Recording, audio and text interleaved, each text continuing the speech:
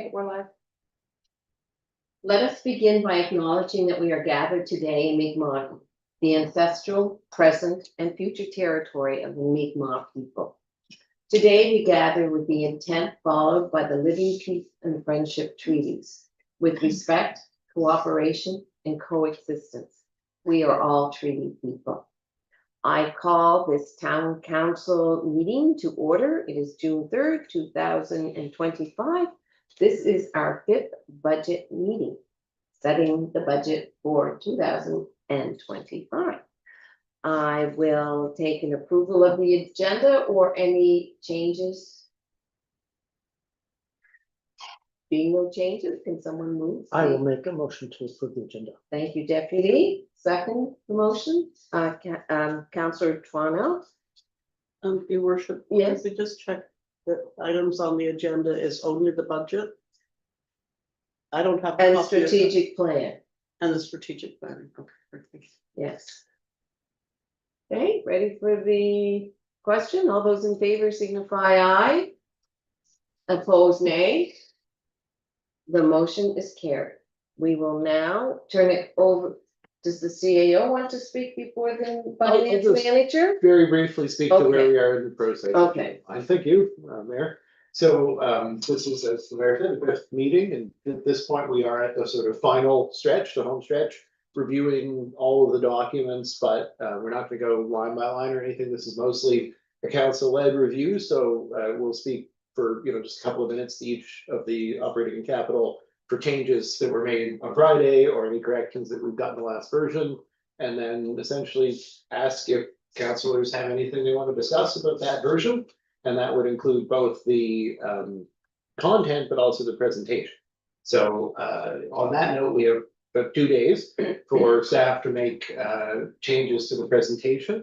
So there is a little bit of time to add an extra graphic here and there, something like that. So if council is so inclined to give some feedback on the presentation, this is your last opportunity to do that.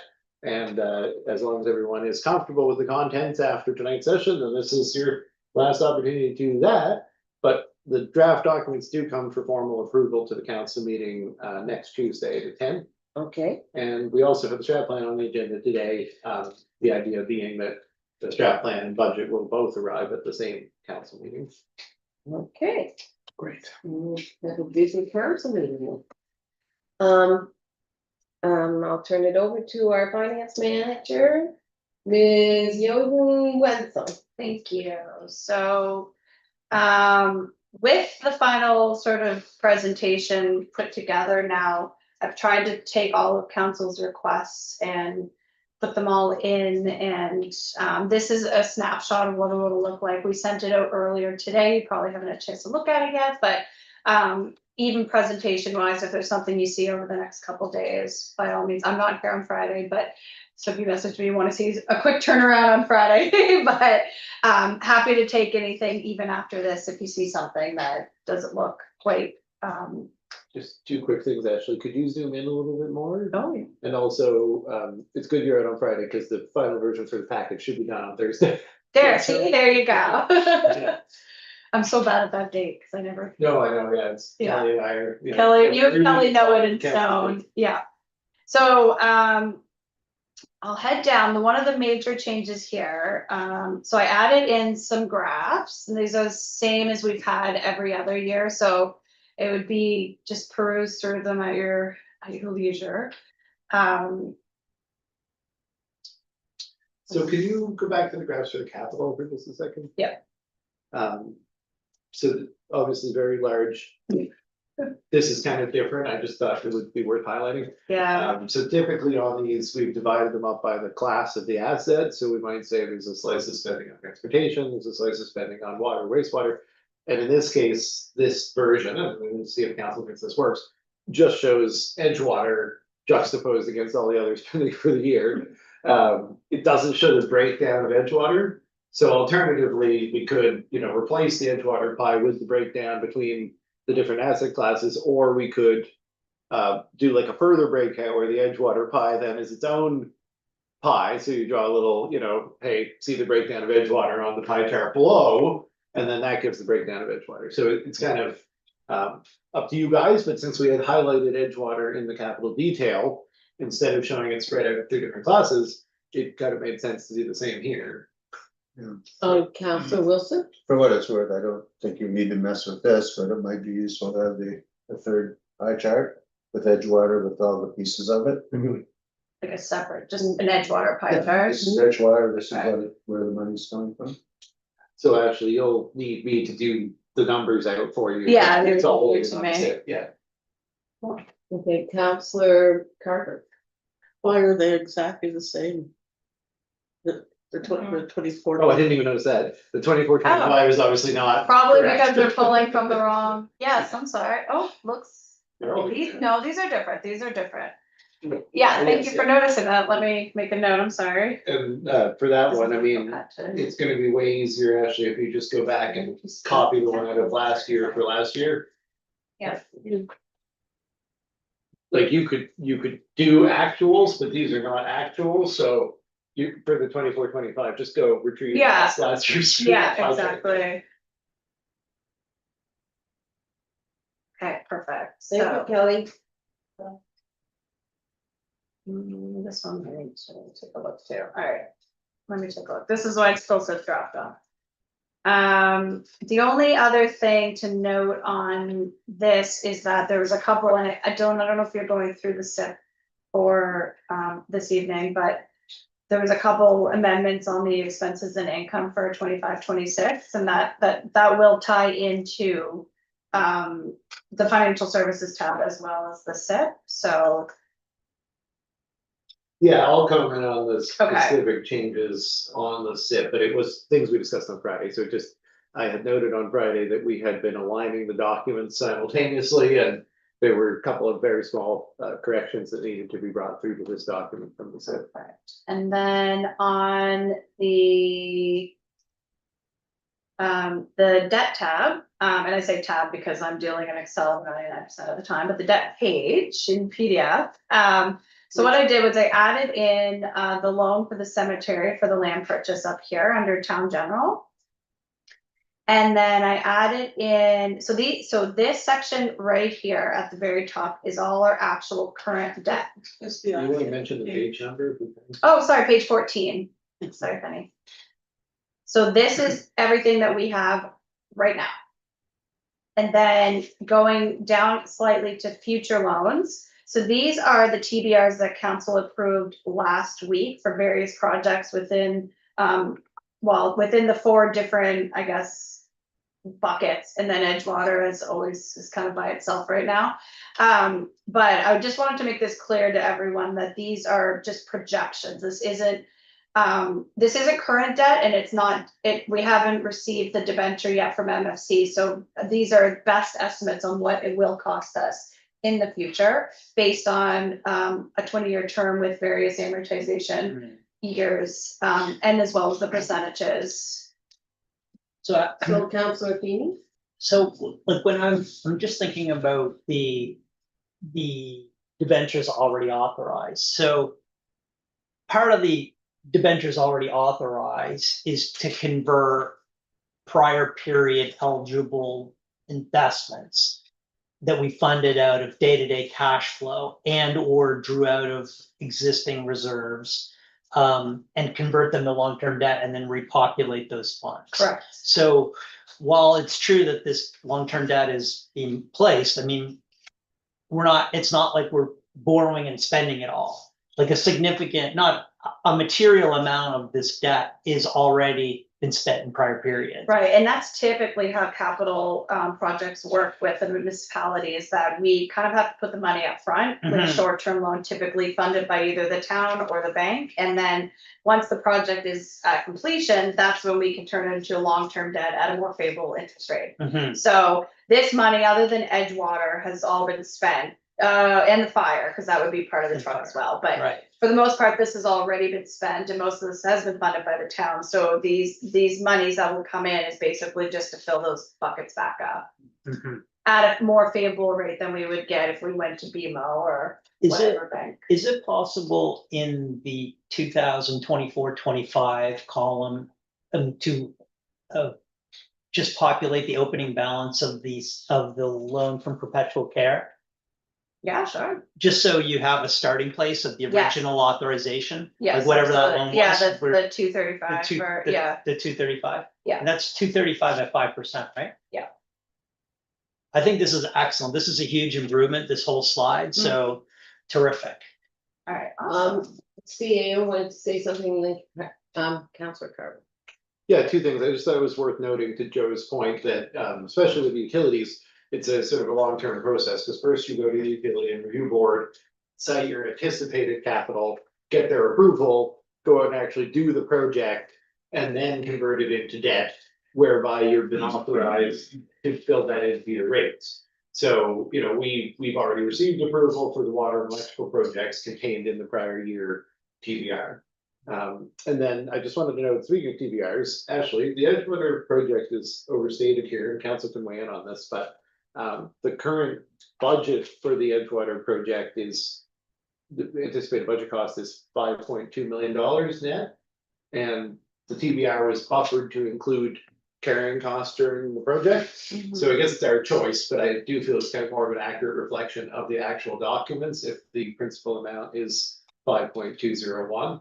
Since that's our current estimated cost. And I don't know if council feels differently, but the TBR amount was larger for carrying, but we did intend to come out at 5.201 based on the current. Actually, I say that, and then I'm gonna note one of my corrections that I didn't even make.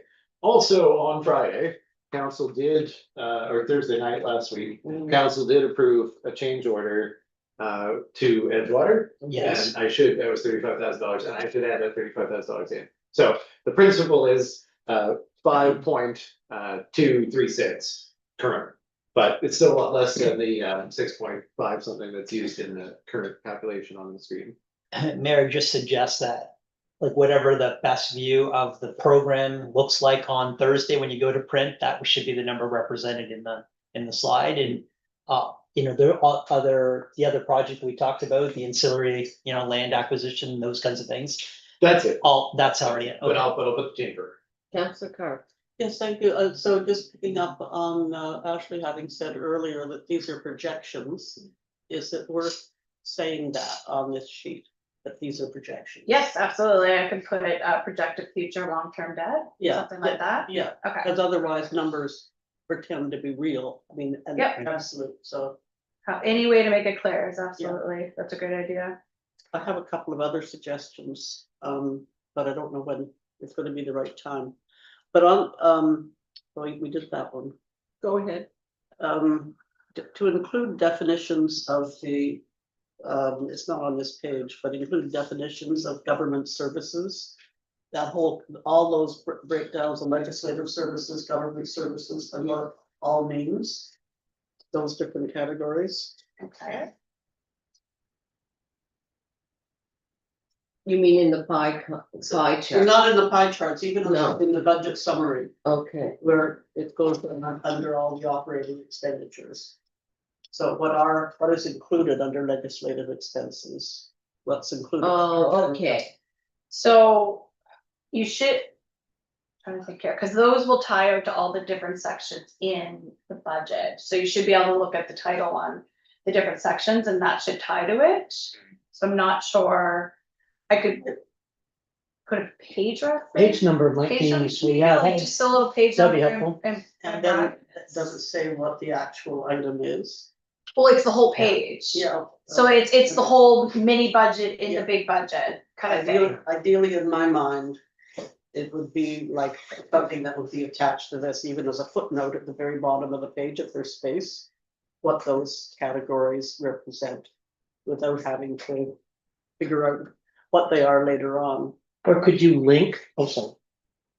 You can look at, I'm just speaking with what my mind, Yeah, no, I appreciate this. The only thing I'm thinking is like, for example, legislative expenses, that could probably be like 15 things, you know? So I'm trying to figure out how to footnote that without making it duplicating 5 pages up afterwards that has all the detail on what it is. Yeah, I mean, we've tried to keep changing the titles appearing here from what were the provincially mandated titles to things more digestible. And I could suggest we keep working in that vein, but yeah, it's hard to summarize everything. Deputy? Well, if we had page numbers that people could reference to, and if there was a hot link. So if I read legislative expenses and I wanted to know what it was, I could click on that and go straight to that page, so you would see all that detail really quickly. No idea how to do a hot Cleric. PDF, okay. Yeah, I think it's you PDF guys. is useless. You sound heavy over there. Sounds really fancy. But that does sound good. That would be But pretty once easy it's in to- PDF, it's easy to create a list. I thought it was gonna be a simple. No, it's good because again, I see this all the time, so I know this inside and out, but it's good to get opinions from people that see it in less frequently, so. So I have one other suggestion, which is picking up on the discussion we had last time about reporting. Salary and remuneration information, Mhm. and I think it was decided that would just, people could look it up online in the HR document. Yep.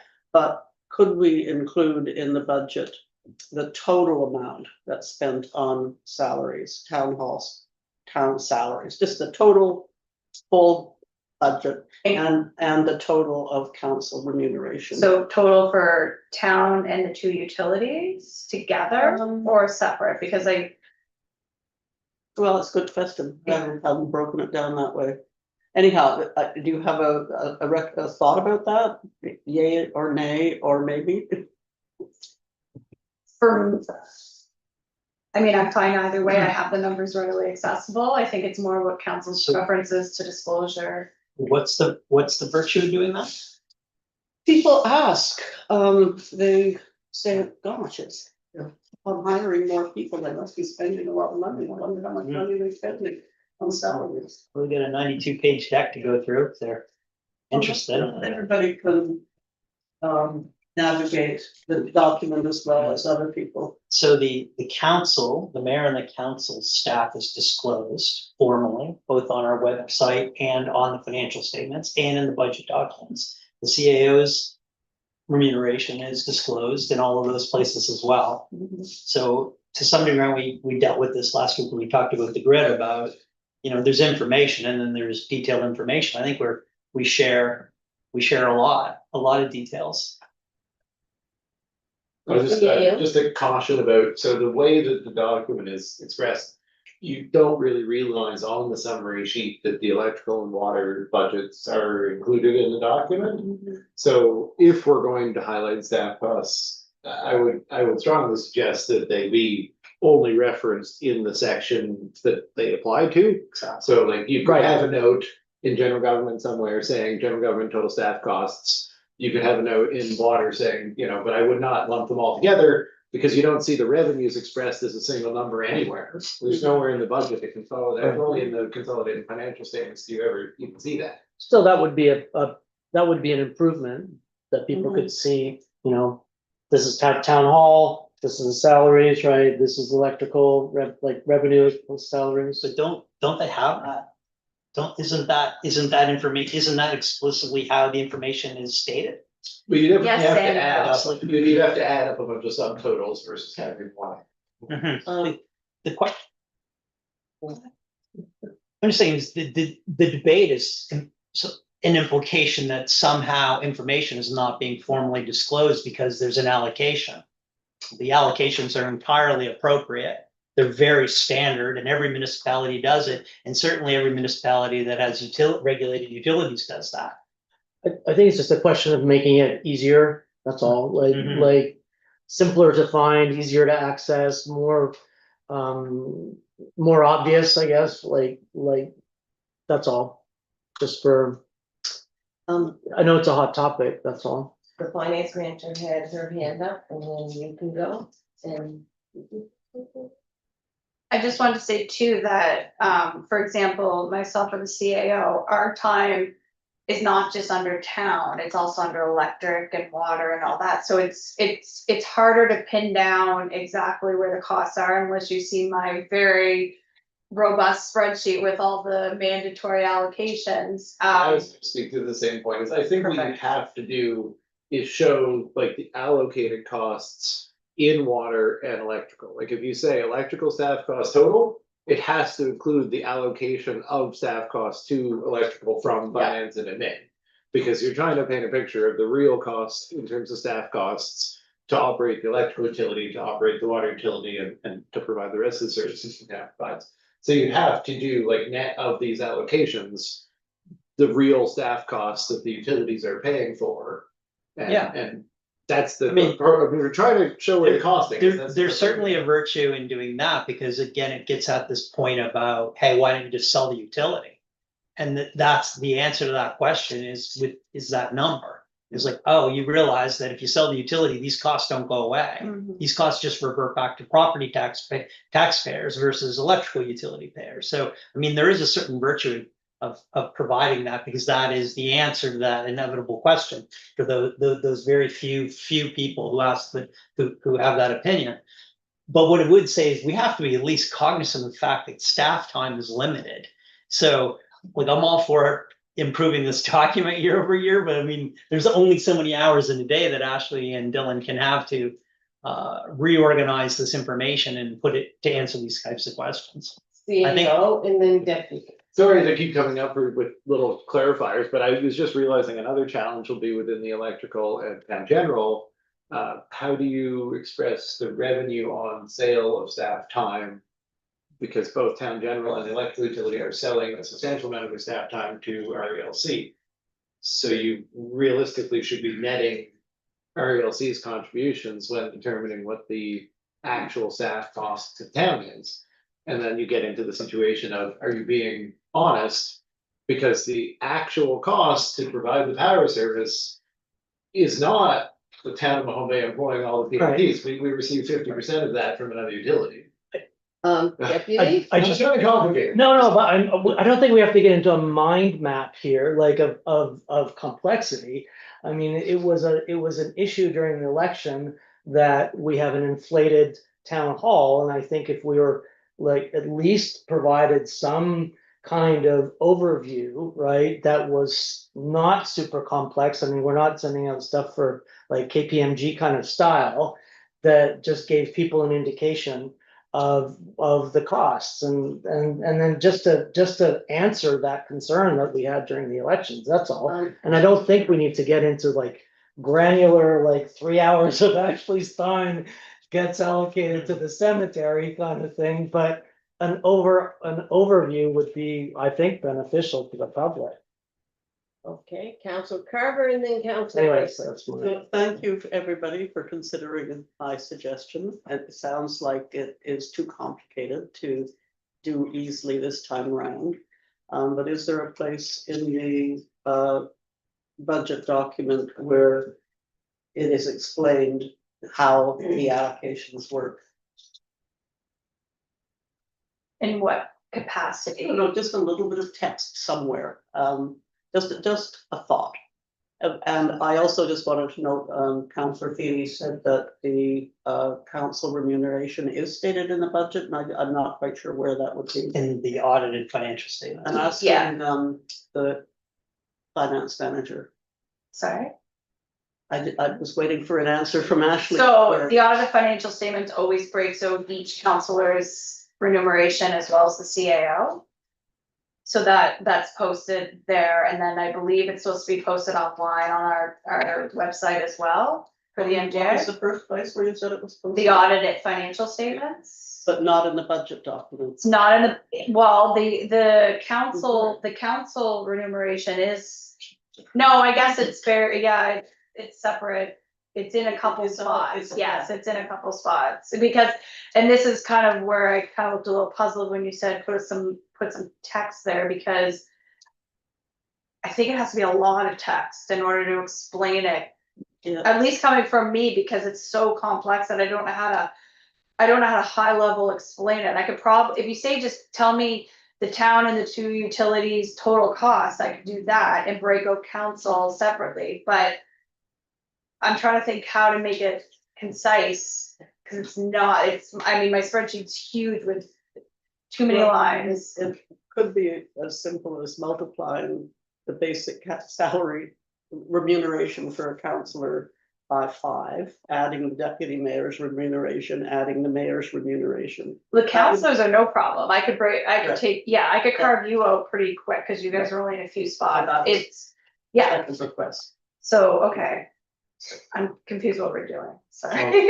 I'm waiting my turn, but I think I have a handle on it. Okay, Kelly? Well, I've just, we spent quite a bit of time talking about this last week. And we had a Excel spreadsheet of some sort with all of the various, excuse me, levels and what pay grade various people were in with the little yellow highlighter. And I thought that answered the question. That does Oh. not, Because it was that next is not a to- public Yeah. document. Yeah, I guess it was next to speak order anyway, so we'll just say, that wasn't the public document, so the Oh. question is what of that, if anything, to convey in the public budget version. And so I guess to the comments that were made about, I think it would, if we're down to Penny's recent thing, which was, can we add notes to clarify some of this? I don't think, Ashley, it would be especially difficult just to say, next to allocations in the electrical and water, put a note, it could just be the same note, you know, you'll repeat the number for the different things. Say this represents costs allocated from the general budget for the purposes of operating, or, you know, the purposes of the electrical utility, the purposes of the water utility. And, you know, at least that way you can see where those costs are going. You could put a corresponding note on the other side that says, you know, part of the costs are allocated, but what I would suggest to the last question about, could you just put council compensation in, is just put a note to the legislative section, like just a note at the bottom of the legislative section, that just says total councillor compensation, and just says councillor, deputy mayor, and just lists what the total is, as opposed to such percentage of it that is reflected. I don't think that would be hard for us to work on. Counselor Wilson? I'm really confused about what's public and what isn't, because I'm looking at page 20. And page 20 has got a detailed list of mayor and council and everybody else's salaries and expenses and all that budget. And then the next section is administrative, and talks about portion of staff salaries, admin, benefits admin, it's all right there. I mean, isn't this, the budget is a public document, correct? Page 20 will be part of that, correct? So I don't understand what the question is. Councilor Carver's point is that that slide is not inclusive of the allocations of the top 2 lines to the utilities. So the only place you see that together is in the audited financial statements, that not only includes the direct 100% of the salary, but also the councilor's expenses, which are also publicly disclosed. Of which, so we have them rolled up, these are summary views for budget purposes, but in the fullness of time, all of the information about how much the mayor makes, how much the council makes, what the mayor's expenses are, what Councillor Wilson's expenses are, it's all disclosed, but it's the disclosure documents, the audited financial statements. And the CAO's remuneration and his expenses are also disclosed in that document.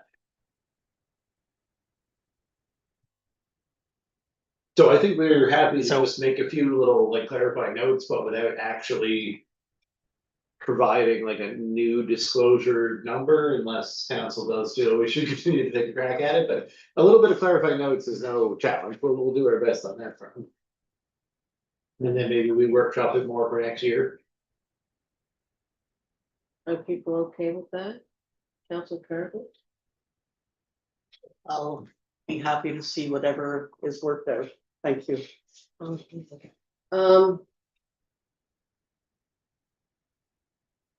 We are moving on. Did everyone have their say? With that, okay. Okay, so we were on the debt schedule. So, okay, so we're gonna add in the opening for the perpetual care loans. Is there anything else on here that, I'm going to change the amount for Edgewater. and change the Edgewater amount? Yep. That's number 1 note here. And I think that's pretty much all the changes that were made on my end. Yeah, Yeah. except the utilities, is there anything kind of with the utilities? No? I don't No, think they so. just went, no, I Do you guess. have there is. questions on the utility? No, not at the moment, Okay, I don't think, unless you remember something I said. which I've forgotten. No, I don't think so. So actually, the last detail then, the kind of the conclusion of the operating budget is, what do we do with the surplus? Yeah, So there's two things to note in the zero balance there, right? Last version we presented on Friday showed a $19,000 projected surplus. So we found a $29,000 error. So we ended up with $38,000 in projected surplus. And then Ashley and I talked about what to do with that in this version. So this is pending you guys' approval of what we did with it. One thing was we went back to the cemetery and decided that it would be appropriate to ensure that any of the revenue paid in interest on the loan, interfund loan to ourselves was accruing to the reserves. So we took $14,000 of interest proceeds that the cemeteries were making and said, well, let's contribute that back to the perpetual care reserve, so they don't loan the town money and then end up just with the same amount of money at the end of the day. So we made that change, and that left us with about 25,000 Yeah. difference. Yeah, and so that difference, then the question was, so, where do we show this surplus? So our recommendation, and what we've done in this version. Yeah. Is we reduce the transfer from operating reserve, which, as you know, is kind of like netted against the transfer to operating reserve. So basically what we did, if you want to subset as funds. Yeah. Resulted in $25,000 being allocated to the closing balance of the operating reserve. I think I could just sit this. So the operating reserve balance Get close. on status of funds in the previous version was only, I don't know, just status of funds at the end. So I can't tell which direction we're going. Oh, fiscal services, I thought I was going to. Status of funds? Oh, okay, yep. Sorry. Sorry, I was talking about this. No, it's okay. I was getting busy. So. Yeah, I shouldn't be in charge of this kind of stuff. On status of Can I funds, search? what we changed was the closing balance of the operating reserve. So the point here is that if the operating reserve balance at year end is projected to be $30,000. And we had a $25,000 projected surplus net of the changes last time in that error. So we're suggesting that it go into operating reserve. And that's by virtue of a reduction in the transfer from operating reserve. But at the end of the day, the point is we had $25,000 surplus. Do you want it to end up in the capital reserve or the operating reserve? So 25,000. yeah, so the choice is here, and Councilor Feeney will probably have thought on this. We had if you want to go to fiscal services now, you can. We had $175,000 transfer Here. from deed transfer revenue into the operating reserve. And so by reducing the transfer out of the operating reserve, we didn't reduce the transfer into the operating reserve.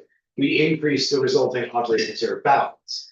The opposite option would be reduce the transfer from the transfer into the operating reserve by $25,000. So if you guys wanted to do that, what you end up with is a capital reserve that's $25,000 better stuff. So, our take on it was the operating reserve at $30,000 was dangerously close to zero. Yeah. And, the capital reserve has at least some funds in there, and it would be better to have this $25,000 accrued to the operating reserve. But we did talk about using this opportunity to reduce the deed transfer revenue that was going to operating reserve below 175. So, council would rather show it as 150, have your operating reserve balance be $25,000 less and your capital reserve balance be $25,000 more. That's the only kind of question we have about, concluding the document, I guess, at this point. Where does it go? Operating our capital, I guess. So what would be your pro or con versus one or the other?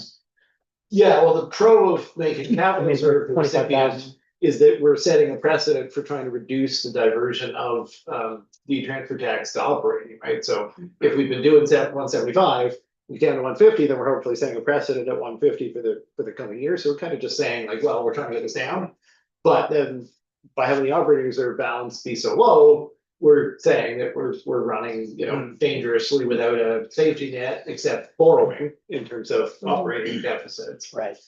I mean, so we started the conversation by saying that in a perfect world, we'd prefer to not have any of the deed transfer tax fees for operating. And then our compromise was to say, well, we're going to take the tax rate from 11 to 112 and or 1% increase in tax rate. And we're also going to dovetail that with a 1% reduction of operating expenses. And here we are 2 meetings later, and we did both of those things to generate more revenue on the top line, reduce the operating expenses, and we still are at 175. But we can be at 150 now. Fair enough. So that's the. I guess I'm okay with keeping things where, so are we off? Is anyone else around the table optimistic that we're going to generate more than $175,000 in D-transfer tax? I think we're going to beat that number just based on For sale market- signs? For sales signs. So all I'm And you'll- suggesting is that it's- fair enough, we'll revisit this whole conversation a year from now. But let's just come to some kind of an agreement that if we do beat the D-transfer tax, if the D-transfer tax is higher than 175, that we won't exceed 175 as a transfer for this year, regardless of what happens. I think that would be a good place to start. And then next year we'll figure out what we need to do. I think if we didn't do that and we reverted back to the historical, it would be an 8-cent tax rate increase. And I don't think anyone on the table signing up for that. So but this isn't sustainable. It's not sustainable to continue to take D-transfer tax to subsidize operating, but Yeah. Just so on, I guess on that note, so what we would do in practice if we have more than $175,000 in deed transfer and nothing else changes in the budget, it's the actuals are exactly like the budget, then we run a surplus. That surplus is based on an exceedance of deed transfer, so it would be due to the capital reserve. Right. If net of everything, we run a surplus that is more than the exceedance on deed transfer, we'll put the transfer exceedance into capital reserve, and then the remaining surplus is to be allocated by council, typically to the operating reserve at the end of the year. But if we run, I just want to show the scenarios, if we run a surplus that is less than the exceedance on the deed transfer, or we run a deficit, then, obviously we won't be transferring money into capital at the expense of running a balanced budget for the year. So, at that point, and this is what happened last year, unfortunately, council would have to consider the exceedance on deed transfer being used to cover a deficit from operating. And so that's just a discussion that we do kind of have to have, but only in the scenario in which all other things being equal, we run an unanticipated deficit.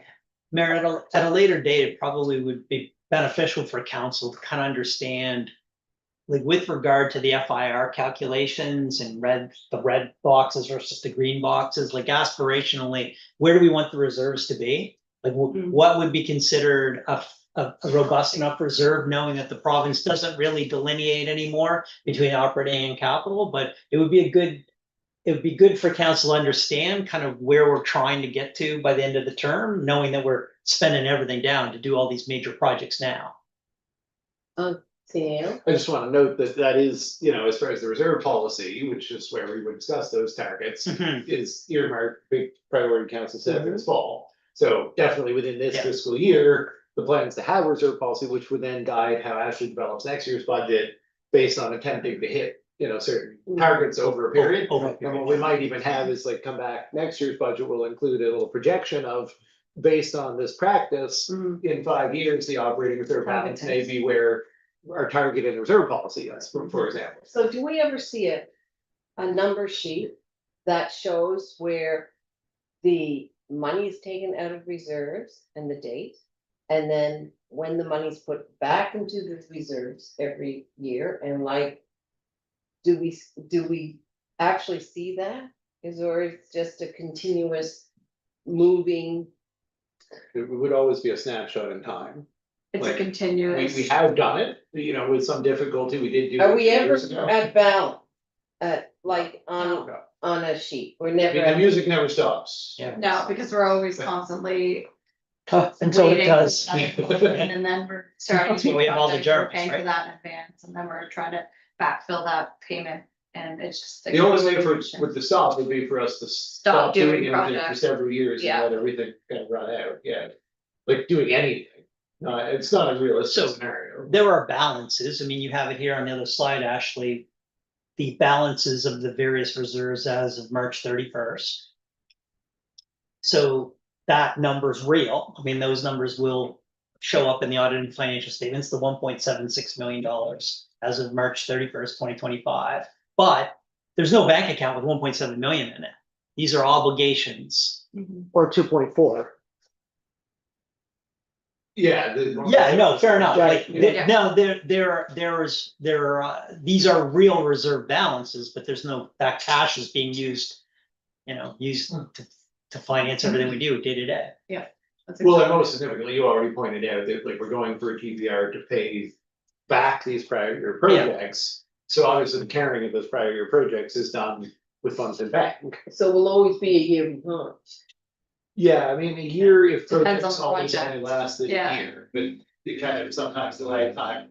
Right now, the lifetime on the water project is 3 years. It's supposed to get forward this year. I think, Now, that was pushed out because of just trying to not have a TBR last year because of our financial reporting. So it would normally have been 2 years maximum, I think, but it's 3 this, that's the goal. Okay, may I? yes.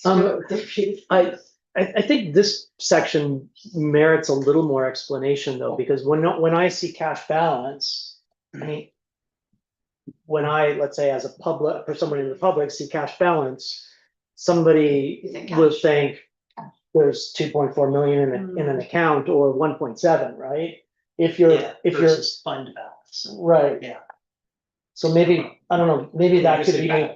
Just put out the word cash at all. Yeah. I mean, Yeah, these are all 'cause- different types of things. Because to me, that says, if I was just walking off the street and reading this as someone from the public, I would say, oh, there's, 1.7 or 2.4 unaudited, that's fine, but I don't know, cash balance kind of leads one to think, What about reserve balance? Would that make more sense? Yeah. Reserve balance instead of cash?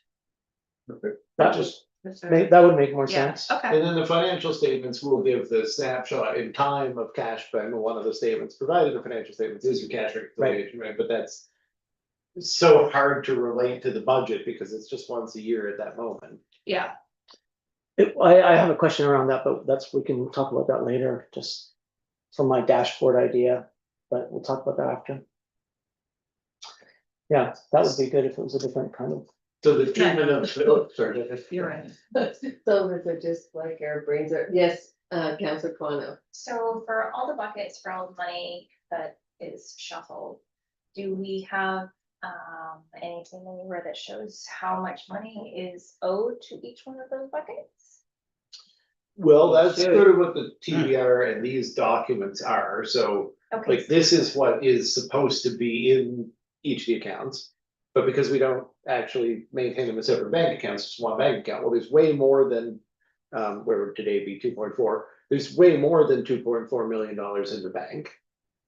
To actually come along and say, okay, of the $8 million or whatever at a given point, what is it? Like, where does it belong?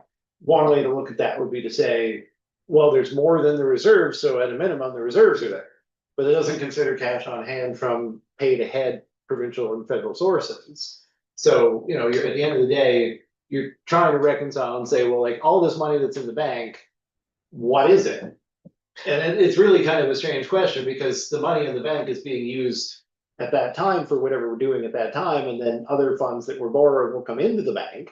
And, if you do a reconciliation like we did about 2 years ago to say, like, let's do our best understanding of all the funds back and forth. Yeah. We do come back to true up to these numbers, like we did, we did that reconciliation. Yeah, I think, sorry. So why was that done 2 years ago? Don't you do it every year or? So every- we started truing up the opening balance. So if you see here, we have an ending balance for the budget, and then the next line says unaudited cash balance March 31st, 2025. Yep. That's new as of 2 years ago. And what we wanted to do is basically say, here's what we proposed, here's what actually happened. So here are the actual in and outs of the different reserves to give us our adequate opening balance that's more realistic than what we projected. So kind of a before and after.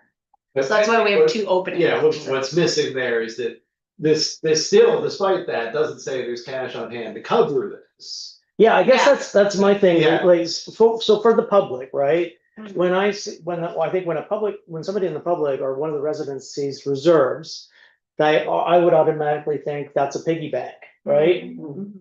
And if I see cash, I would automatically think that's cash in the bank. To me, this is not a clear, I don't know, what does this say really for the public, right? You know what I mean? Like, Well, the best, I mean, if it's fair, Joe, you jump in to correct me if you don't think this is a fair explanation, but this number does represent if we like current out everything, like if we got all the loans that we're due to get for the monies that have been spent, and we just actually like pretended for a moment that we could get all the money that is being borrowed to fill back in anything and net it all out, this is what would be left. We settled Like, this is what would be left in the account. Like, that's the idea, is that, like, at the end of the day, the money the town has that isn't coming or going or moving anywhere, that's this number, this is what's left, Yes. plus the fund balances up above. so, but what is it, I mean, so So it's, the ultimate- what story is it telling you, let's say, so for the public, Fund. so for the public, this is telling a story of if we got all of our lending, all of our accounts payable, like everything we expected, Yeah, we settled on and we everything. paid all our Yeah, bills. Like, paid did all we the settle? accounts, paid all the bills. Yeah, And then at the end of the day, what would be left, actually, it's not this, it's up above. But we would have to stop operations basically, Yeah. right? The two fund number. So, like, what's the- Yeah, that number. It's kind of like if you take in the regular business world, if you just Cumulative service. stop everything and say, okay, the payables are paid, the receivables are in, everything's wound up, what do we got left? That's your value of your enterprise. Yeah. You it's can't abstract, it's use. very abstract. Well, yeah, But- your liquid assets. Liquid, not your Your balance huge- sheet. No, you have to Not- compare that to the TCA, the tangible capital assets, which is huge. Which is number. way Right, You're yeah. gonna go liquidate. So, you know, what does this mean? We've talked a lot about debt and the substantial debt that we're incurring. But we also have a huge increase in assets. And the increase in assets dwarfs the amount of debt because most of it's coming from the federal and provincial governments. And only a piece of it's coming from the town. So, but I do think that page is an accurate reflection, and we'll see time to time, it has been higher as we've waited patient. So we're collecting income in advance, like stormwater is a good example. Last year, we collected 200 grand, this year we're collecting another 200 grand, and we're not draining it because we're only doing studies. So that number will be going up, but we've been spending. I mean, I guess the real question is, as a group, where do we want this number to be at a moment in time? Right, And it's probably not going to get any lower than this, would be my sense of things. What do you all think? I just think it's about like the public and their understanding, right? Because when you see reserves, you think, oh, there's a cushion, right? And if you think cash balance, oh, there's money in the bank. Yeah. I think maybe it's not for now and we don't have to harp on about it, but I think this part of the budget, maybe for next year, deserves a bit of better storytelling for the public, because I think they deserve that sort of understanding of, And this number, like, as we scroll up to this number here, which is the two. that's all fund, I'm saying. really gets, like, if we could just find a way to succinctly describe it, like Colin is saying, because what you've got here is you've got, you know, the year starting, our understanding, all things being equal, zero to finish everything out, we had 2.3 million left over, like, that's the cushion, 2.3 million. And Right, after this year's budget, all things, capital, operating, everything, we would project 1.64. So we've actually projected that we would spend, you know, $600,000, give or take, like, that's what's actually being spent in the year over and above money's in, right? So it's like money's in, money's out. We're net reducing our cushion from 2.3 to 1.64. And if we want to be increasing that cushion over a period of time, like, that's where we kind of see that. yeah, and I don't want to beat a dead horse. I just think this section, in the future, we could probably do a better. Not now, I don't wanna give you more work, I think but it's gonna take a little bit of time for us to figure it out. We might even need a. like, that's all. I just think it reserves and cash. I think we can tell a better story here next year. That's all. Fair point. I won't harp on. Any, So Joe certainly said what he thought about the idea of the operating reserve transfer leaving the resulting 25,000 in the operating reserve at year Yeah. end. Listen, if I can live with the diligence. That was my take. Take the, Take take the wind, take the wind, Dylan, let's move on. Yeah, move on. Access from Kelly and. We're just gonna, Move on. I'm hoping every house in town sells though. Give me the. Well, they seem to be selling pretty well. HDMI. I think so. Okay, so that's the end of my updates. Thank you, Ashley. Oh, and then I guess we would stop and screen sharing and doing. We just need to be. Okay. Any questions, I think we will be having some really good discussions during the reserve policy creation. And I think there are points here that we're hearing that need clarification.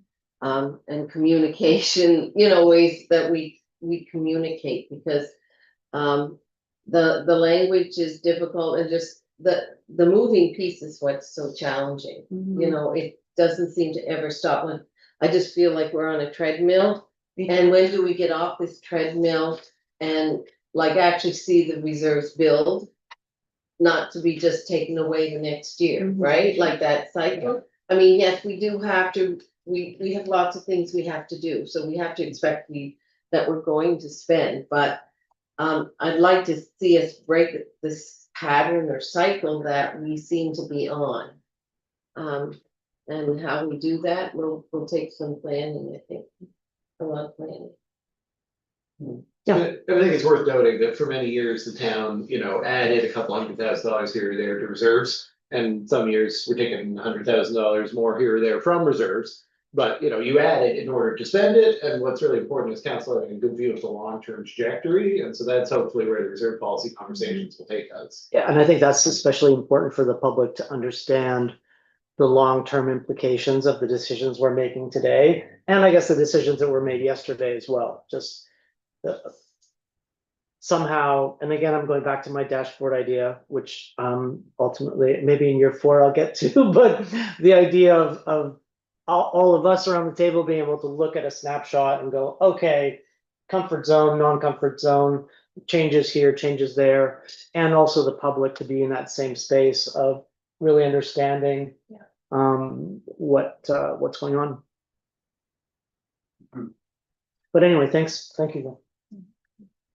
Okay, Okay, so I'm Well, just gonna it's a very strategic briefly speak about the SIP and then we'll go to the strategic plan. okay, Capital and you plan. wanna say what the SIP is? Yes, the capital investment plan. Sorry, That's I should it, clarify, thank it's so you. much by acronym. So I am gonna share just this, I don't even really know how worthwhile it is, but there's really only the one correction, so I just thought I'd note it here. This was a correction to the general capital reserve transfer, and it just represented 2 changes last time that were picked up. So there was a $12,000 item in the water capital that we discussed. So the $12,000 in the water capital was for town properties requiring cross connection control. So we were basically saying that, the water utility would end up going around and putting the cross connection control for various town properties like the washrooms and this building. But in the course of doing that, those costs really aren't utility costs. So it's $12,000 expense to general capital, but it wasn't caught because, the water is not usually doesn't go over there. So I caught that change. And then the $9,000 correction that Jonathan had found with the VIC deck that I mentioned. So again, that just hadn't gotten picked up in the version. So the $19,000 increase to the general capital reserve, that means that when Ashley was doing integration with the document we just looked at, she corrected it on that end. So the projected general capital reserve balance would be $21,000 less than what we had shown on Friday. And that is reflected in the document Ashley just showed you guys. I just wanted you to see how it maps through. It was those 2 items. It was the VIC deck going up by 9,000 and correcting the allocation of the $12,000 water cross connection control item that resulted in that net change to the closing balance of the capital reserve on the sheet that Ashley was just explaining. So I just wanted to highlight that over here. There was no other change to the SIP document, so we just went through and we made sure everything lined up properly. And I guess the only other thing here is that while we're on the SIP, there was a fair bit of discussion. I'll stop my screen share there. There was a fair bit of discussion around a couple of capital items last time. And so I just wondered if we want to call back to any of that. It's worth noting that, you know, we didn't change anything on the version, on Friday, so, you know, there was a fair bit of discussion about, for example, the $40,000 to shouldering on Clearway Street. And, you know, subsequent to that, I did meet, and Suzanne as well, with the principal and vice principal at the school. You know, I don't want to have another lengthy discussion tonight if we don't have to, but I just want to make sure that the capital budget as understood is what we're all agreeing to. So if there's any questions or anybody wants me to pull up, you know, the sections, it's like, just make sure what's there is what everybody's expecting. I'm not looking to walk through it all. I just wanted to give that opportunity before we would move to the draft plan. Well, I'd like to say the principal really stressed, and most of you would have, I don't know if you've read the email he sent later this afternoon about the importance of that 40,000 shoulder widening, how important that is, and where parking times have been reduced for the school, it's even more valuable to them. They were disappointed with that outcome, but they're hoping that the town will go ahead with the 40,000. I don't know, council. I think we discussed about skipping it this year, but it's very important to the school, so I'm just leaving that there. If anybody, And to say the way the budget works, it's in there now, like the $40,000 is in there now. Page is it on, where that, At first reference on page 10. Yes. What is it? On page 10, based on, I don't know. oh, yeah, number one.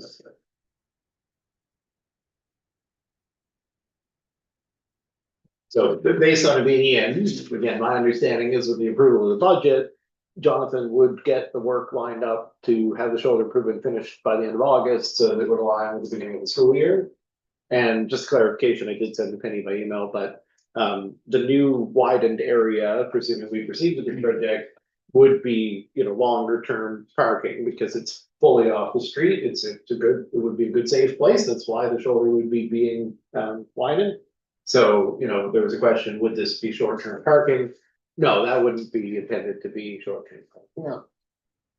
It'd be long-term park. Council, please. So maybe I'm confused.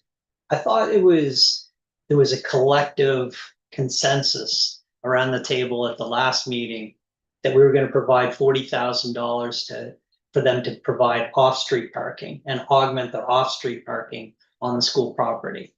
We did. Wasn't that decision made?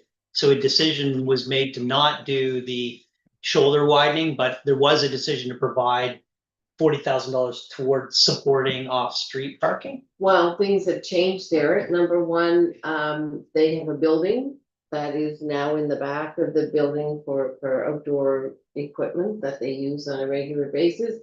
And the new owners of the property that is on the back have not given them notice that they have to vacate the spaces there that they've made in the little woods and things like that. So there isn't the space to put in parking back behind the school. And just to clarify around Joe's perceptions around Friday, my understanding was that we didn't make a change, but we did say Suzanne and Dylan are going to the school. And when we come back tonight, we would discuss if that change you're talking about would be a change. Possible. And that's why I'm kind of alluding now, because I don't think there was any direction. Okay, fair But enough. there was certainly. No, an I asked understanding for a that there- motion. No one gave a motion. So there might be direction tonight, but right now, the budget just includes us doing the shoulder. Group. So somebody would have to make a motion to take that out, replace it with a grant, shift it to a future year, whatever, or it would be what it is now. Councilor Carver? I'm happy with leaving it in, but I do have a question about pedestrian safety. If people are parking there on the shoulder, where do people walk? I mean, if people are parking there and kids are getting out, they get out. Well, the shoulder will be wide enough now that it will be safe.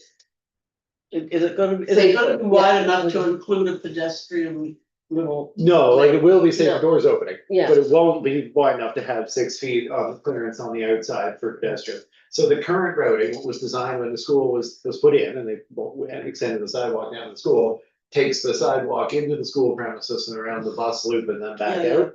So that is the correct routing for pedestrians. There won't be any safe pedestrian corridor that doesn't exist now. I will say we did talk about it with the school and the idea that, you know, part of the benefit of doing the shoulder widening from the town's perspective would be it would set, there would be no sunken cost to some future extension of sidewalk or, you know, turning it into pedestrian thoroughfare. But that would come at the loss of the Yeah. parking. So the school was saying, you know, they don't mind the idea of like the long-term goal being create some more parking within the premises. And maybe down the road, it might be possible to then turn these 7 spaces over into a sidewalk. But they don't have a lot of hope as to exactly how to go about that, to Yeah. your point. Like they look at different scenarios and yeah. because the school had at one point expressed the concern about the safety of kids walking up to the trail. But all of that being said, I'm happy to leave the $40,000 there for widening the road. The shoulder, I mean. Councillor Keenan? Well, I'm a bit perplexed. You know, I could have sworn Councillor Paul Furman made the point. Like, is crystal clear for everybody in the room that we were going to provide this offer. And it wasn't going to be, it wasn't good. I think his direct quote in that it's not going to be a negotiation. But it's not hill to die on. I'm perfectly happy supporting in the project. But I do wonder about the cadence of the decision making. Like, we have to be able to, like, not coming back and revisiting decisions that we collectively made. And I honestly was left with the impression we had made a decision. And I didn't think it was going to be overridden by, you know, the particular nuances of how that conversation went. I thought we were going in, we were delivering, saying, good news, we're here to deliver you $40,000 to do something that really shouldn't be a municipal government responsibility. I mean, this should absolutely be funded by the province. And the lack of parking on their property should absolutely be a provincial government responsibility. So I'm a little perplexed by about the cadence of the conversation, but anyway, I'll live with it if that's the will of everyone around the table. Is there consensus around this stuff? I remember it differently from Councillor Feeney, Yeah. and we could check the Check the tape. videotape. I'm okay. If there's a consensus here, I certainly will go along with it. I'm just regards. Councillor Wilson, you?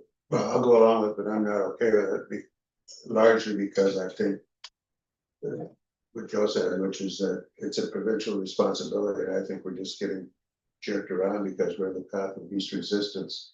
Frankly, it's just easier for the principal to come here and shame us into getting the money that Well, I'm needs to sure go to Nashua. they've tried with their Center of Education, and they've got high playground costs that they have to accumulate to fix the playground this summer. So, you know, they have big fundraising efforts going on for that right now. I just want to say that being said, there's nothing to stop council from making a motion tonight that we write to the Regional Center for Education, stressing the importance of them increasing the parking on the premises of Bayview School. I mean, like, we've never weighed in and said, hey, look, the town feels that you guys are spilling over your parking and you should do something about it. So if that was something council wanted to, you know, we could always write them. Good idea. Sure. Yeah. So I don't know, if you want to make that motion tonight, you Can I can. make that motion in a budget meeting? I will make that motion. I think we should use, send a letter to, whatever the Department of Education is called these The days. the Director of Education, Okay, so sure. explaining that we are currently spending $40,000 in taxpayers' money to correct the problem that is more correctly is to solve, or hers to solve, whatever that person is. Second by Councillor Twano. And with copies to all our available local minister MLAs. That's Okay, well, so I think that's it, isn't it? Positive As far outcome. as as far as the capital, I think everybody was. Can I read a I suggested just had- phrasing, Kelly, since I'm doing the Kelly job here? So I guess we don't have a secretary though. Yeah. Rebecca. Correct, okay, thank you, Rebecca. Again, my fault, I'm the one taking the records.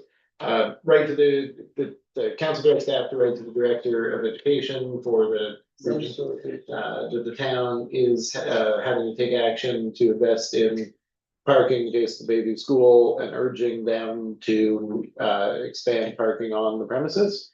Sure, That sounds perfect. and ceasing MLAs.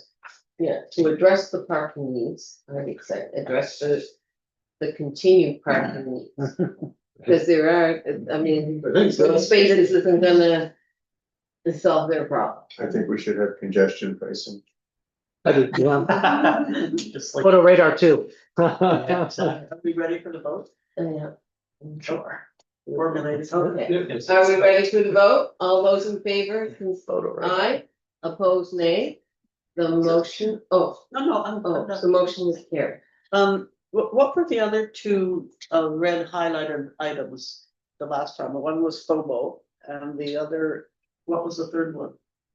You mean what were the changes in the last version? Yeah, there were the three that were red, highlighted in red. Crosswalk, One of them was the. Oh, the requests to they weren't highlighted in red, they were highlighted in yellow.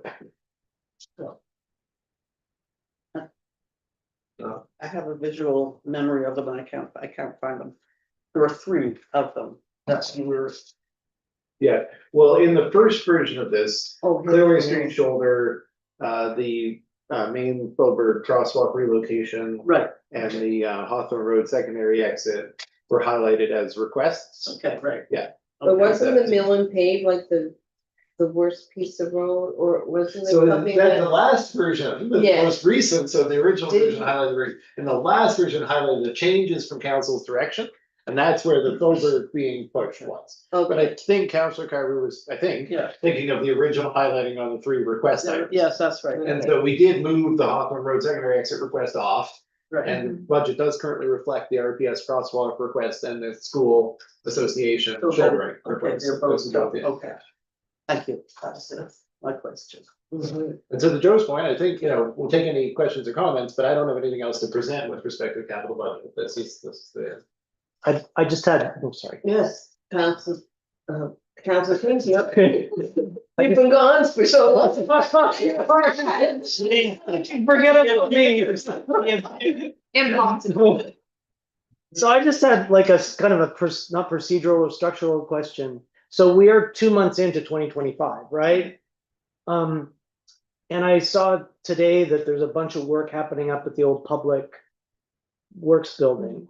Where does that fit? Like, so is there capital expenditure happening between April, May, or June, I guess, before we? So what happens in those 3 months in terms of capital expenditure? Yeah, only projects that were already approved last year Okay, are proceeding. I see. If we had something that was time sensitive, we would come talk about it. I see. And we kind of get into that a little bit with the ball field, because like. that Right. was new. Okay, But yeah, we won't move forward on anything that wasn't in last year's approvals. Yeah. Until okay, it's been approved, and if it is time sensitive, we just come and I ask, see. like, hey, would it be Okay. okay if this one gets a jump start? But Good. Jonathan's waiting for the final approval for a number of these, he's quick to get going. and I guess my second question is, sorry, I'm the newbie, it's the first time, but in the year, like in the year that's gonna come ahead, what are the sort of checks and balances with the budget? Like, do we do a quarterly review?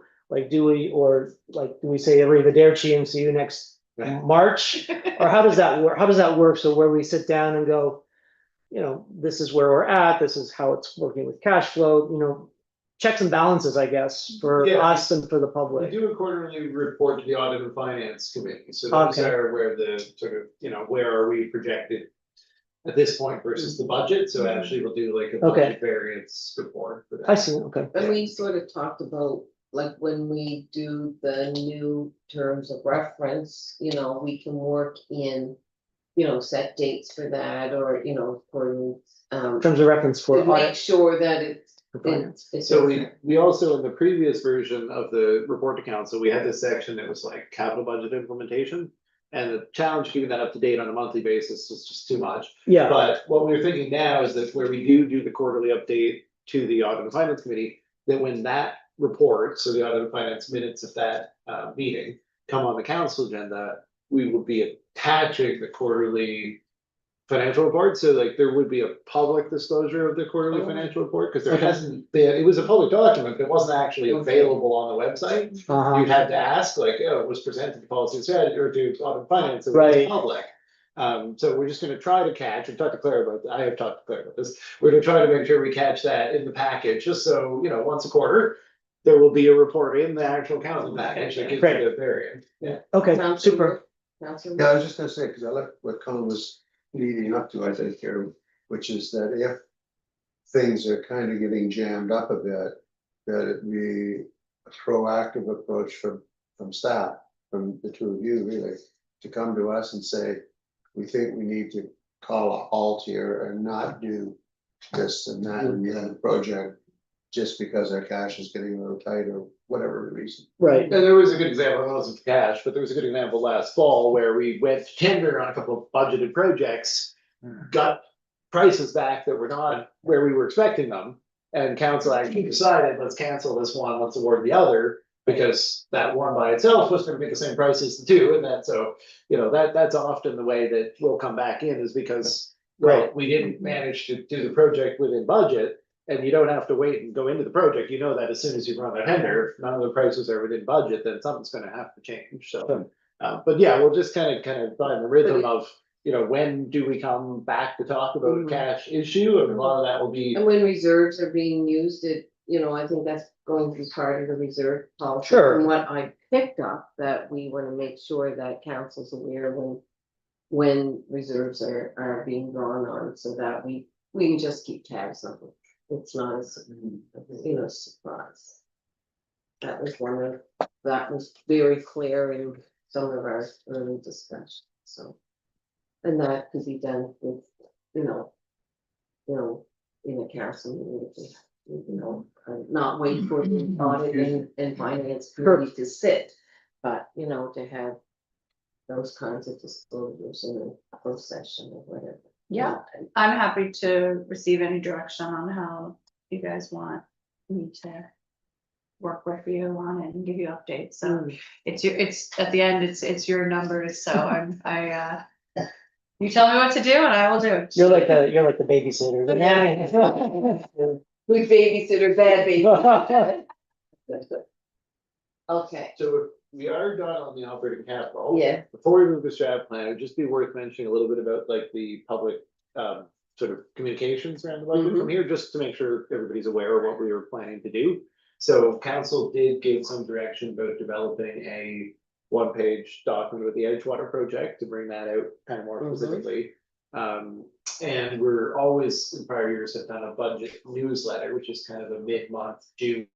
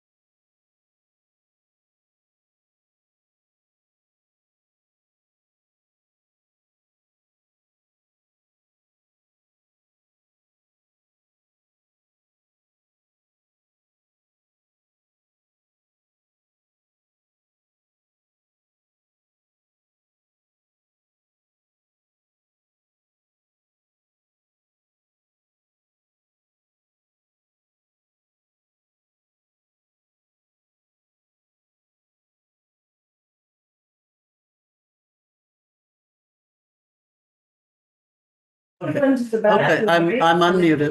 Now what would you like me to do? You can. Well, now we're just gonna confirm that the YouTube's picking up sound from you because this thing is doing a thing now. You can't stop.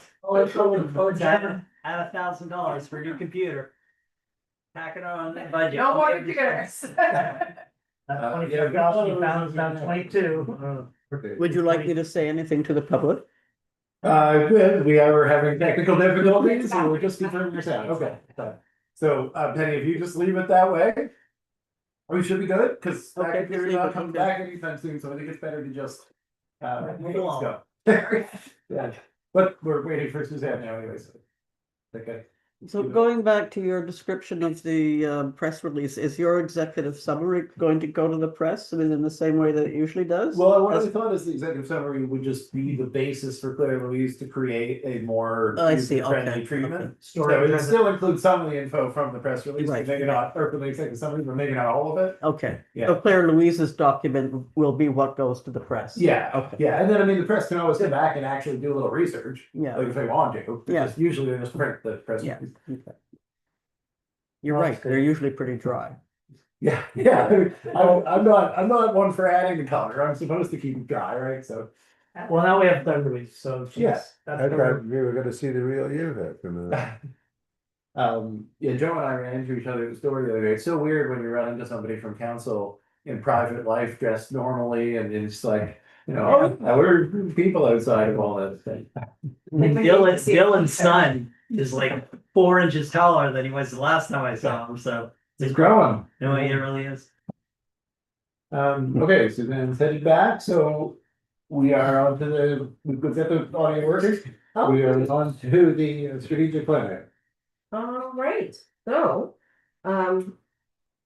we are now finished our budget. And we will go to our second item, which is discussion of the 2025-229 strategic plan. So I think this is just finishing touches. Yeah, we did review this at policy and strategy last week and Eric did send around a draft of it. And I sent it around today just with my little kind of final thought, I guess. So I'll just quickly, it's up on the screen here. I guess I should probably share it for the public as well. Well, Penny doesn't have to let me share. No, it is working. Now the Penny's our host. Okay, so that should be up on YouTube now. So, Eric did make that one little change in the mission section, just everything we talked about last time. And I think his concern was to call council's attention to the new section 5.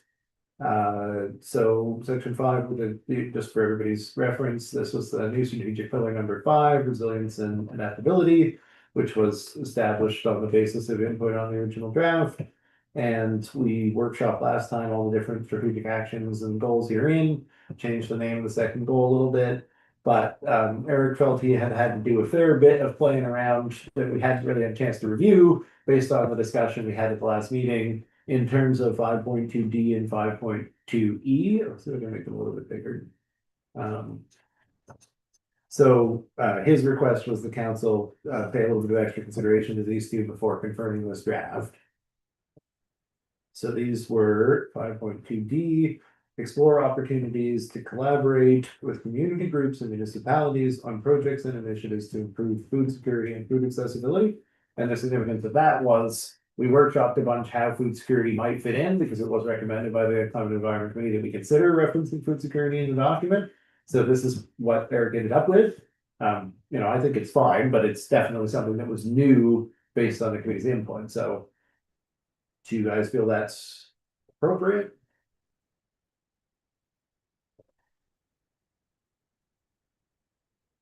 Yeah. Can I ask? Just breaks the passions of the community. Yeah, So were any of your committee who made some of these suggestions, have they seen these changes or? I'm not, they haven't seen the changes, but they were all familiar with it, with the material that was submitted by the committee. yeah. This particular item of 5.2D picks up on the Embark initiative, which is it is unusual. It is not your typical municipal initiative, but it is very much coming from the commitment and passion and understanding of the implications of climate change on the food, uh, food delivery change, the food chains. And so I think what they're hoping will happen is that the community will begin to become more aware and resilient, and that the town can foster that through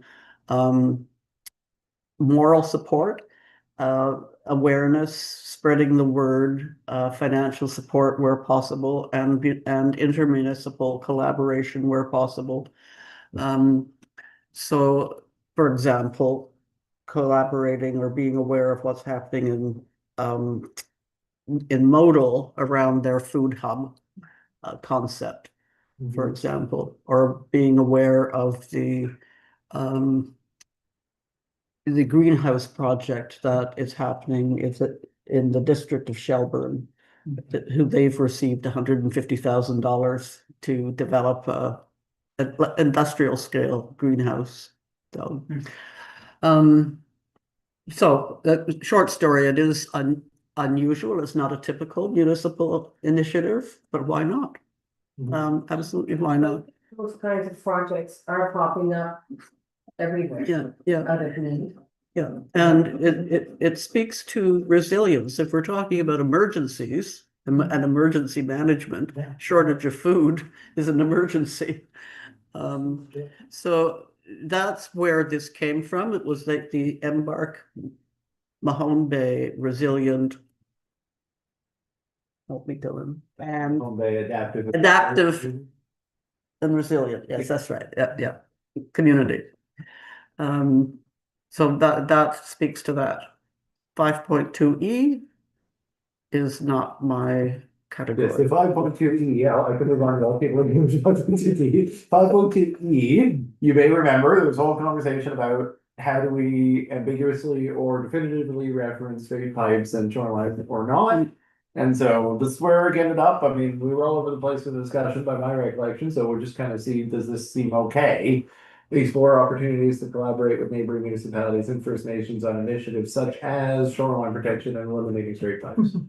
If those don't need to be specifically referenced, this doesn't really need to be in here at all, because, you know, without those specific references, it would just be initiatives. So, such as gives you a context, these are, you know, broadly speaking, environmental protection initiatives, but. I mean, they kind of refer to the climate work, so. And certainly, you know, it might not seem that it's essential, but, you know, we are all using one harbor, and the MRDL also, you know, controls territories such as their state shoals that have been referenced in terms of, you know, shoreline protection. So there certainly are needs for cooperation to effectively complete these objectives. I would believe it. So those were Eric's 2 points. Is there a way of it? I think it was the straight pipes piece that was too specific, I think, but for Brian. Shoreline protection, I think, was okay, but is there a way of capturing the water?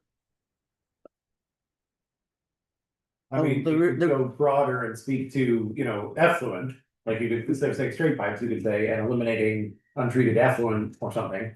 But. Well, you know, but no, but I would keep it positive, protecting the quality of our waters, whether it's harbor water or all our I the mean, watersheds. That's Wouldn't actually be great. wouldn't be a hard thing to say, such as shoreline protection Mhm. and water quality. Shoreline and water protect, or water quality protection. Yeah, okay, well, we can make that change. That's good. So, and then. For late at night. On the staff plan, then, you know, those were Eric's 2 changes, but I did, in my final read through it, and I emailed Stephanie, you may or may not have had time to look at. I did kind of signal out 2 things I just wanted to just give you guys a chance to consider. Maybe you don't want to make any further changes, which is definitely understandable. But the changes that I was proposing were to 2.1. So something's up on the screen here, but it's not necessarily the ideal way to share this with you guys, but I'll try. Since this is in a email on that, it's. That's too easily, well, just jump by 25% of the time. It's gonna do the texting 1% of the time. Is that big enough to read? No. Sorry, I mean, I could do some more. Thought those are good, both good changes. I didn't catch them today, sorry. Oh, that's great, That's better? thank you. So, the Is it on the screen? 2.1E was, yeah, do you want me to share it on Yeah. video as well? Okay. Just line it up, so you don't just doing more of my email than I have to. Oh, No, it's okay. Share screen. Email. Now that Rebecca's put the or I idea can of bring it up. Oh, monetizing it's all parking, right. Yeah. it's all good now.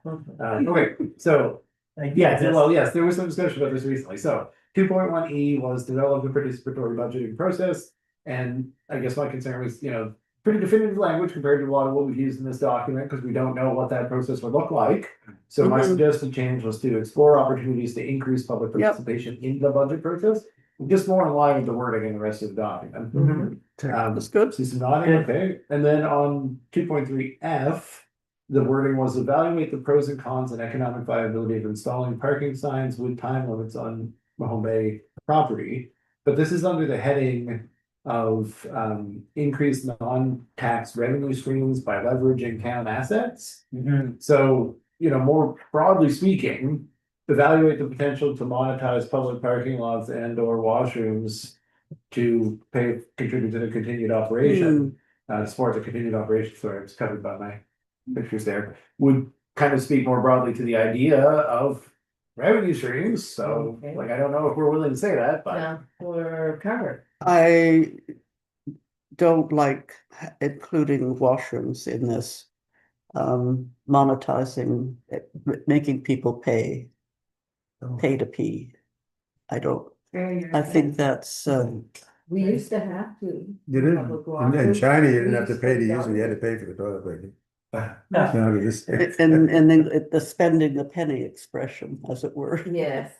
I always felt in France you were paying to not have the doors open on you. The doors just open when your time's up.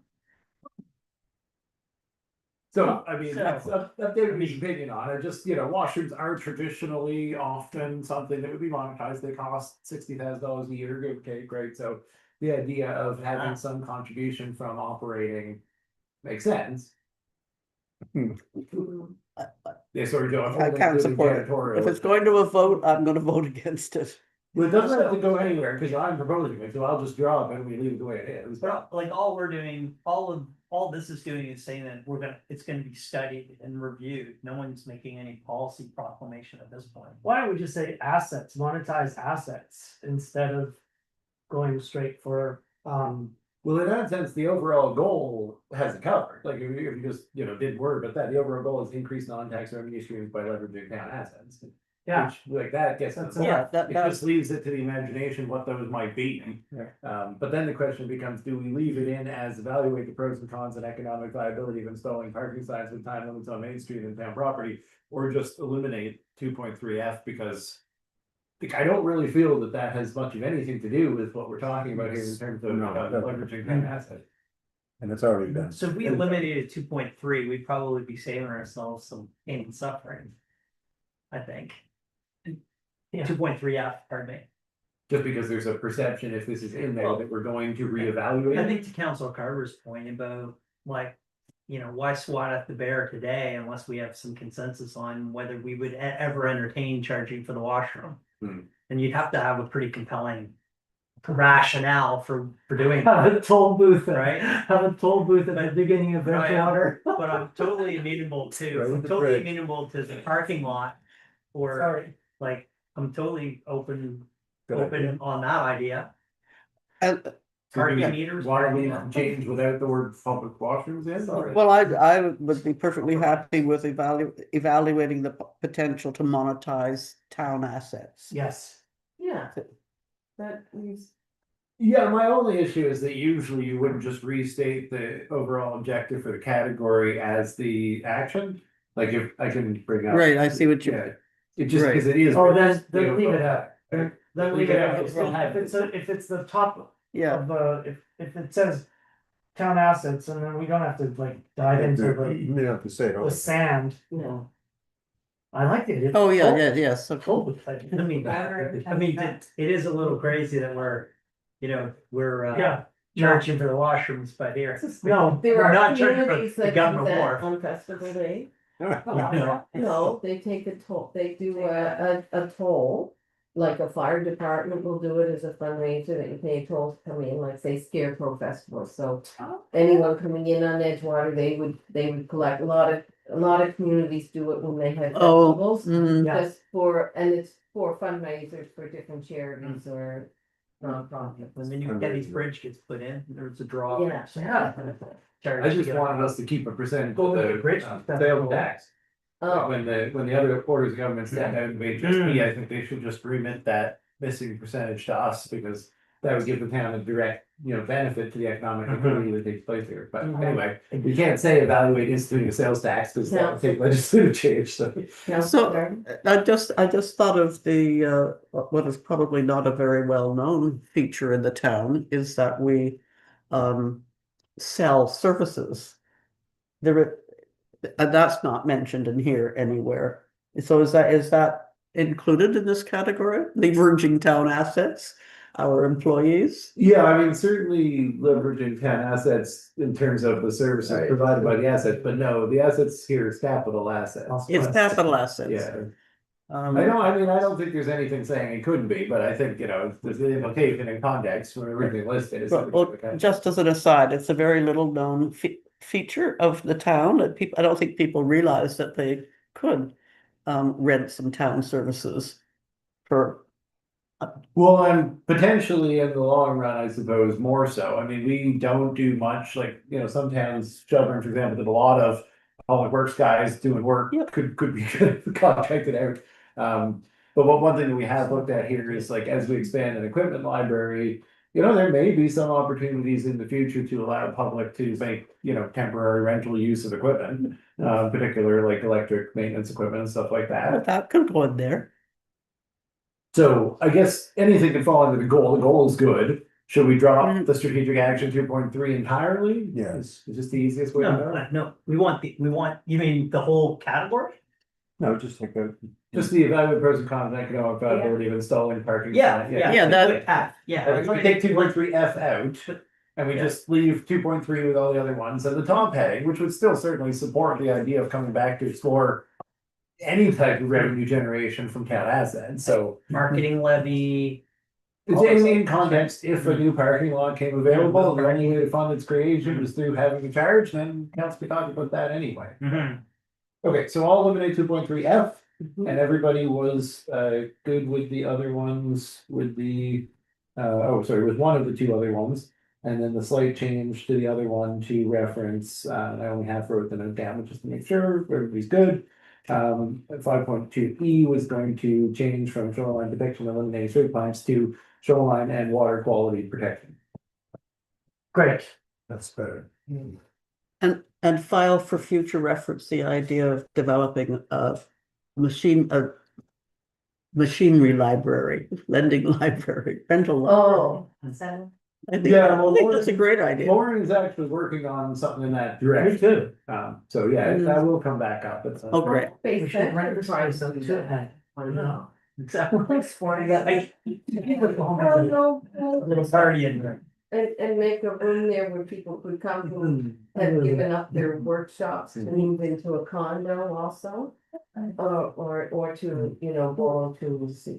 I mean, I know Jonathan's getting a new truck here, and as a resident, I just wanna be able to use that truck on weekends, which. Yeah. I mean, jokes aside, there could be a lot, Absolutely, it's, yeah. I was just saying to Joe, we could rent this space, like.